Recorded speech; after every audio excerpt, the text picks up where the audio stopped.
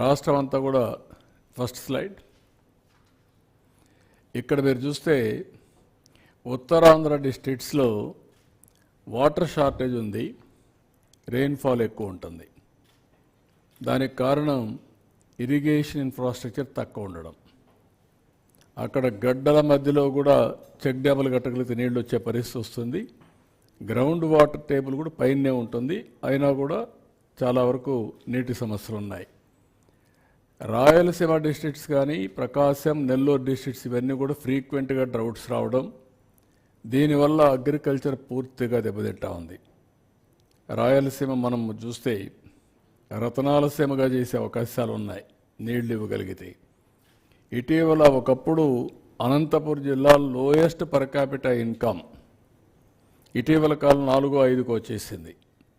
ఈ హార్టికల్చర్ ఇవన్నీ వచ్చిన తర్వాత బాగా పికప్ అవుతుంది. రేపు రాబోయే రోజు నీళ్ళు వస్తే రాయలసీమ ఏదైతే బాగా డెల్టా కంటే కూడా ఎక్కువ ఆదాయం వచ్చే పరిస్థితి వస్తుంది.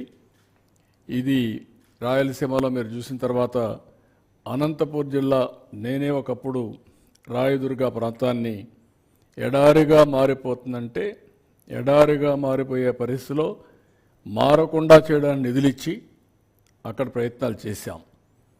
అలాంటిది ఇప్పుడు చాలా వరకు ఆ జిల్లా బాగుపడే పరిస్థితి వచ్చింది. అదే మరి కృష్ణా రివర్లో కూడా పైనుంచి నీళ్ళు రాకుండా ఒక్కొక్కసారి పైనుంచి నీళ్లు రావడం లేదు, సకాలానికి పంట వేయడం లేదు, తుఫాను వచ్చినప్పుడు హార్వెస్టింగ్ వచ్చే పరిస్థితి వస్తూ ఉంది. అనేక ఇబ్బందులు వచ్చాయి.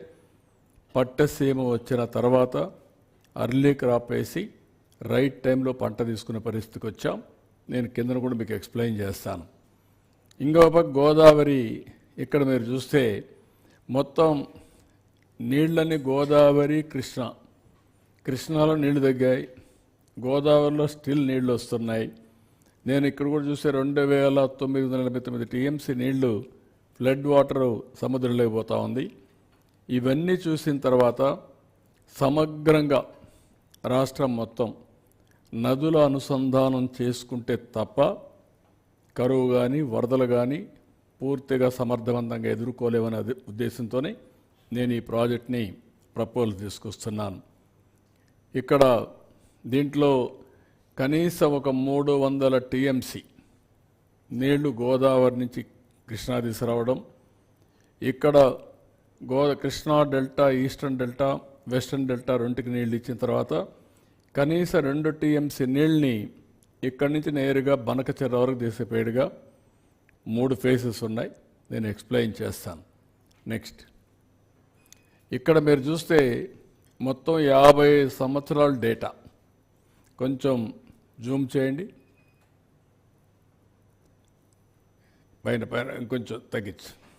ఇప్పుడు మీరు చూసినప్పుడు 1970లోనే 3971 టీఎంసీ నీళ్లు సముద్రంలోకి పోయినాయి. ఇక్కడికి వచ్చినప్పుడు 25వ సంవత్సరం మీరు చూస్తే ఇది 94లో 5959 పోయినాయి. నిన్న కూడా 55 చూస్తే 4114 టీఎంసీ నీళ్లు సముద్రంలోకి వెళ్ళాయి.